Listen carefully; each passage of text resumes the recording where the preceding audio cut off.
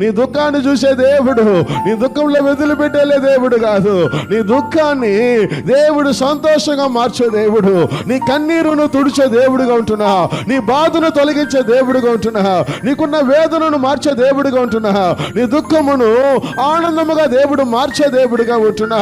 నీ కన్నీరును అనుకుంటున్నా, అయ్యో నా పరిస్థితులు ఎవరు నన్ను చూడడం లేదు, నా స్థితి ఇలా ఉంటున్నది, నా పరిస్థితి ఇలా ఉన్నది, నాకు బిడ్డలు సరిలేరు, నా కుటుంబము బాగలేదు, నాకు ఆర్థికము సరిపోవడం లేదు, ఏం చేయాలన్న తోచడం లే, ఏం చేయాలన్న కుదరడం లేదు, ఏది నాకు సెట్ కావడం లేదు, ఎందుకు నా బ్రతుకు ఇలాగా, నా జీవితం ఎందుకు, నేను ఎందుకు ఇలా ఉంటున్నాను, నాకు మాత్రం ఎందుకని ఎవరు చూడలేదని బాధతో దుఃఖముతో నిద్ర పట్టక తిన్న వన్నము అంటబట్టక ఒకవేళ బాధతో ఉంటున్నావా, నీ గురించి నీతో చెప్తుంటున్నాను, బాధపడకు.